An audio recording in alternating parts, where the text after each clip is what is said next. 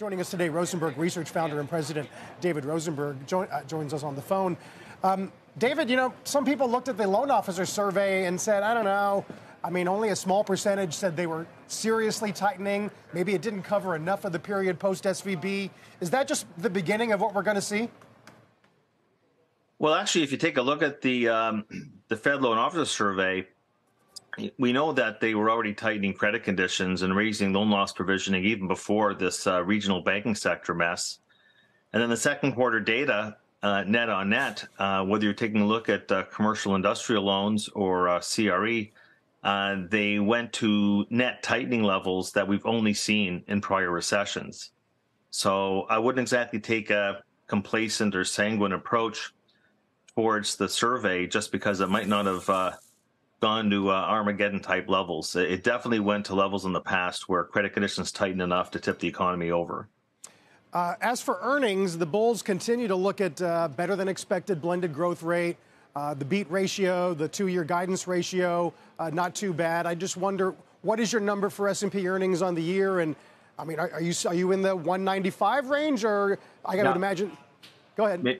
Maybe even lower. Really? I mean, for the next 12 months.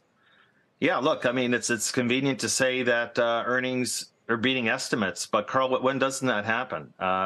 Estimates, it's the game that Wall Street's been playing for, I think, since I started in the business. Lower the estimates so that you can jump over the low bar, and all of a sudden, voila, even in the context of an outright earnings contraction, what do you know? Almost 80% of the companies are beating their estimates.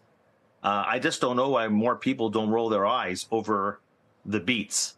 What you're seeing is the estimates continue to come down quarter on quarter on quarter for 2023 and 2024. When I hear people talking about, like I did 10 minutes ago, that 2024 growth on EPS is going to be higher than 2023, is only because the estimates for 2023 are coming down quicker. So that's called bear market math. The estimates for 2024 continue to come down. So yeah, I'm. You can call it roughly 190 for earnings, and then it's a matter of what recession multiple do you want to slap on that. And I think that takes you.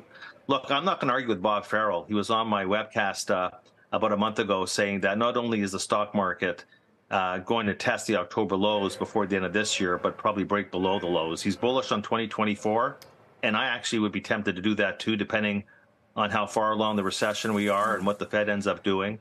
But I think that, like Bob said, he hasn't seen this many false breakouts in his entire career, what's happened over the course of the past 6 months. But we are in an earnings recession, full stop, and it's not over yet. David, I always enjoy your research, but yesterday's was one of my favorites because you called me out for saying that, surprisingly, we're not in a recession after all the tightening. I don't think I'm alone in saying something like that or expecting something like that. You've been bearish for a while. I would argue that you probably did not expect it to take this long. We pulled the quote. But basically, you're saying it takes a lot longer to see recession, and I should not be saying, what a surprise, we're not in recession after 525 basis points of Fed tightening. Well, it's almost every debate that I'm in right now is, where's the recession? Where's the recession? Where's the recession? And I guess I've just turned into an old curmudgeon. I've been doing this for so long. It's like, in 1989, where's the recession? And then in 2000, where's the recession? And then in 2007, when I was at Merrill, every day, where's the recession? And the only point I was trying to make in response to what you said is, yeah, the Fed started raising rates in March 2022, but you don't get the recession the next 1, 2, or 3 months. We all know that the lags are long and variable. I'm just saying, look, we're not going to get through this. This is a credit-driven economy. And we just came off the most pernicious Fed tightening cycle since 1981.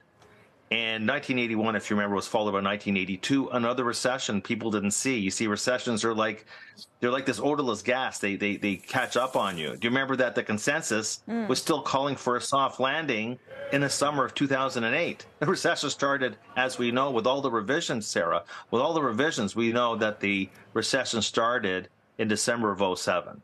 But here's the thing. I just say that, but the labor market.